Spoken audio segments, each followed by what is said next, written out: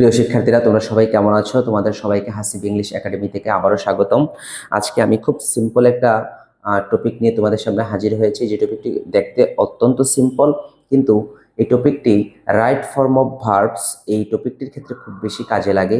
যেমন ধরো, তোমাকে যদি বলা হয় যে ভার্বের সাথে এস অথবা ইএস এটা ব্যবহারের শর্ত মোট কয়টি, তো সেক্ষেত্রে তুমি বলবে যে কোনো ভার্বের সাথে এস বা ইএস ব্যবহারের শর্ত মোট তিনটি শর্ত যদি কোনো একটি বাক্যে সম্পূর্ণ হয় কিংবা ফিল আপ করে, অথবা তিনটি শর্ত যদি আমরা দেখতে পাই, তাহলে ওই বাক্যের যে ভার্বটি রয়েছে সেই ভার্বের সাথে আমরা অ্যাজ বা ইয়েস ব্যবহার করব।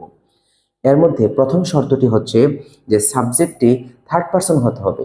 তুমি যদি কোনো বাক্যের ভার্বের সাথে অ্যাজ বা ইয়েস ব্যবহার করতে চাও, সেই বাক্যের যে ভার্বটি রয়েছে সেই ভার্বটি অবশ্যই থার্ড পারসন হতে হবে। এটা প্রথম শর্ত। দ্বিতীয় শর্ত হচ্ছে সাবজেক্টটি সিঙ্গুলার হতে হবে। তার মানে ভার্বের সাথে অ্যাজ বা ইয়েস যে ভার্বের সাথে বসে, তার সাবজেক্ট কখনো বহুবচন হতে পারবে না, অবশ্যই এটা সিঙ্গুলার হতে হবে, আবার এটা থার্ড পারসন হতে হবে। আর তিন নম্বর যে শর্তটি রয়েছে, এই শর্তটি হচ্ছে যেই বাক্যটির ভার্বের সাথে তুমি অ্যাজ বা ইয়েস যোগ করবে, সেই বাক্যটি অবশ্যই প্রেজেন্ট ইনডিফিনিট টেন্স হতে হবে। অন্য কোনো টেন্সের সাথে এটা হবে না। যেমন তুমি পাস্ট ইনডিফিনিট যদি বলো, সেটার সাথে কখনোই হবে না।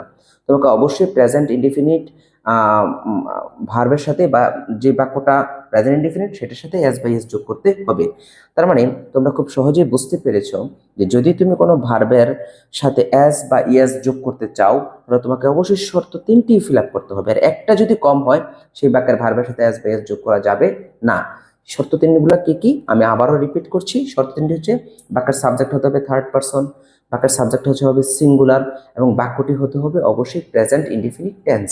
এই তিনটি শর্ত ফিল আপ করতে পারলেই তাহলে সেই বাক্যের ভার্বের সাথে তুমি অ্যাজ বা ইয়েস যোগ করতে পারবে। ধন্যবাদ তোমাদের সবাইকে আমার এই ছোট ছোট ভিডিওগুলো দেখার জন্য। এবং তোমরা আমাকে আরো ইন্সপায়ার করবে আমি জানি, যদি তোমরা আমার যে পেজটি রয়েছে সেই পেজটিকে তোমরা ফলো দিবে, লাইক দিবে, তাহলে আমি তোমাদেরকে আরো নতুন নতুন এই ধরনের ইন্টারেস্টিং ভিডিও তোমাদের সামনে নিয়ে আসবো, এবং তোমাদেরকে খুব ছোট ছোট গ্রামারগুলো আমি শিখাবো।